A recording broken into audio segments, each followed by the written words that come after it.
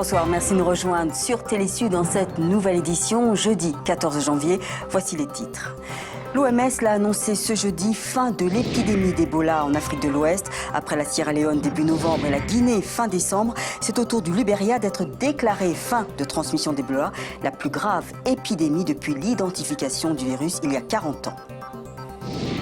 Ce 14 janvier est férié depuis 4 ans pour les 11 millions de Tunisiens. Ils étaient des milliers ce jeudi à avoir marqué avec fierté et malgré la morosité ambiante le 5e anniversaire de la chute du dictateur Zine El Abidine Ben Ali, réfugié depuis en Arabie Saoudite.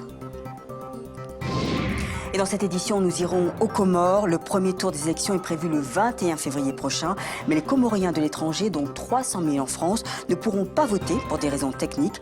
Et pour parler de la situation politique comorienne, nous recevrons en fin d'édition l'ex-président des Comores, Azali Assoumani, du CRC Convention pour le renouveau des Comores. Il est candidat à la présidentielle. Les Comoriens voteront le 21 février prochain pour trouver un remplaçant à Ekililou Douanine. 25 candidats sur 28 postulants ont été retenus pour participer à la prochaine élection présidentielle aux Comores. Tous les candidats retenus sont originaires de l'île de la Grande Comore, conformément à la Constitution.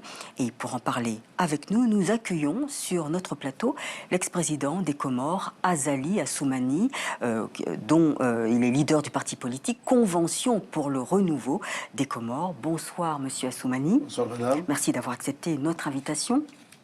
Alors, vous êtes candidat à la présidentielle du 21 février 2016. Alors, je rappelle aux téléspectateurs, vous avez déjà été président en 2002. Qu'est-ce que vous allez apporter de neuf aux Comoriens? D'abord, excusez-moi de vous remercier. Bien. D'abord, excusez-moi de vous remercier de cette invitation et puis souligner que je suis à Paris dans le cadre de la cérémonie qui a eu lieu à la place de la République sur l'invitation de Madame Anne Hidalgo de Paris pour participer à cette cérémonie. Et j'ai pas eu l'occasion pour encore témoigner notre sympathie, notre solidarité au peuple français, aux familles des victimes, et puis aussi la part active que nous comptons mener aux côtés de toutes celles et ceux qui sont convaincus que cette barbarie doit disparaître dans tous les coins, puisqu'il n'y a pas de frontières. Donc de ce côté-là, on est là, et puis on peut donner tout ce qu'on peut donner. Par rapport à la problématique des Comores, comme vous l'avez dit, nous allons vivre un moment très important pour le pays, puisque c'est des élections. Et malheureusement, dans beaucoup de pays, ces moments quand même intéressants pour un pays, c'est des occasions pour que des pays, effectivement, plongent dans le chaos. Donc nous espérons que pour les cas des Comores, comme on a fait l'expérience en 2006, en 2011, même s'il n'a pas été comme en 2006, on a s'en sorti et j'espère que cette fois-ci, on va s'en sortir. Mais vous, concrètement, qu'est-ce que vous allez apporter? Ils veulent du sang neuf, les Comoriens. Tout à fait. Il va du sang neuf et je pense que mon parti l'incarne bien pour beaucoup de raisons. Je pense que notre parti est bien structuré. C'est un parti national. Il a des structures sur l'ensemble des îles. D'ailleurs, nous avons des candidats au poste de gouverneur dans toutes les îles, issus du parti ou des alliances que nous avons faites. Donc c'est un parti qui a beaucoup d'expérience, qui s'est bien organisé, qui a géré le pays, donc il a beaucoup d'expérience.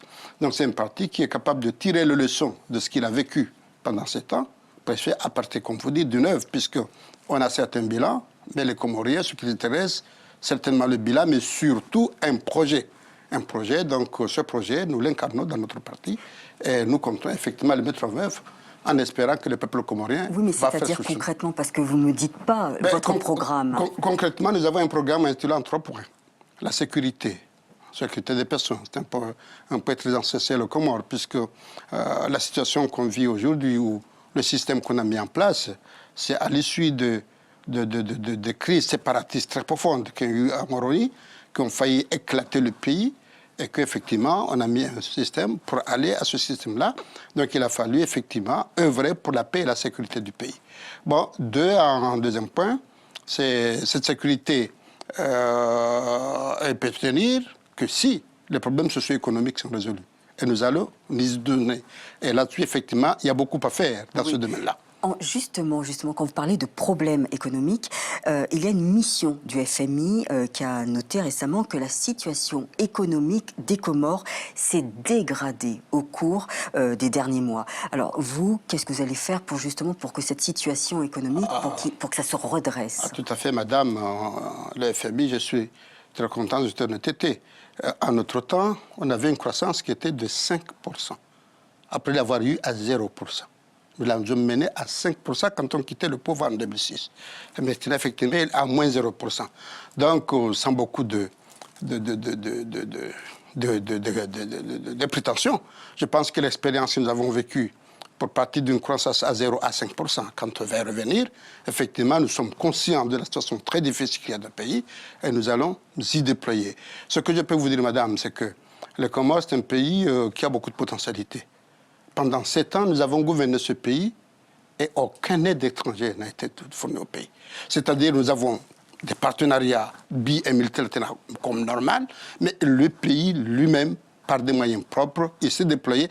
Écoutez, on a été le deuxième investisseur par des fonds propres. Donc 54% de notre budget était consacré aux investissements propres. Donc lorsque nous y serons, nous allons nous y atteler par rapport aux services du pays qui sont là pour essayer de donner des recettes, pour essayer de gérer le pays, et puis on va mener une profonde préoccupation de l'administration pour que cette administration. Je ne vous cache pas que pour moi c'est flou. Je vous cache pas que pour moi c'est flou. J'arrive pas à comprendre votre programme. Je vous le dis honnêtement. Oui, mais je vous cache pas que pour moi c'est flou. J'arrive pas à comprendre votre programme. Je vous le dis honnêtement. Oui, mais je vous cache pas que pour moi c'est flou. J'arrive pas à comprendre votre programme. Je vous le dis honnêtement. Oui. Mais flou. J'arrive pas à comprendre votre programme. Je vous le dis honnêtement. Oui. Mais j'aimerais venir sur cette dernière question parce que nous avons très peu de temps. Oui. Que pensez-vous? Je veux avoir votre opinion sur ces Comoriens de l'étranger, dont 300 000 en France, qui ne pourront pas voter.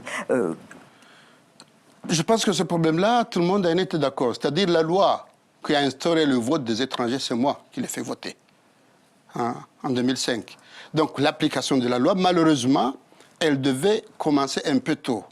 Mais il ne faut pas attendre à 3 mois d'élection pour dire qu'il y a 300 000 Comoriens qui sont en France pour voter. Ça, ce n'est pas possible. Il fallait s'y prendre plus tôt pour faire un recensement digne, pour que ce soit des élections libres et transparentes, ce que le pouvoir, malheureusement, n'a pas fait. Et je pense qu'à un dernier moment, ils ont été quand même réalistes pour dire que oui, le vote, mais le temps n'y est pas pour qu'on fasse des votes libres et transparents. Et ça reste au pouvoir qui viendrait de voir effectivement comment faire à ce que ces Comoriens qui sont à Paris, qui sont en France, qui sont à l'étranger, qui contribuent beaucoup pour le développement de notre pays, effectivement, qu'ils aient le mot à dire par rapport à la décision des responsables du pays. Merci beaucoup, Azali Assoumani, d'avoir répondu à nos questions. Je rappelle que vous êtes ancien président des Comores en 2002 et que vous êtes candidat présidentiel le 21 février prochain. Merci beaucoup. Moi aussi, je vous remercie. Voilà, cette édition s'achève. Merci de l'avoir suivi. Rendez-vous demain pour un nouveau journal à la même heure, sur la même chaîne. Et puis surtout, prenez plaisir à nous regarder sur Télé Sud.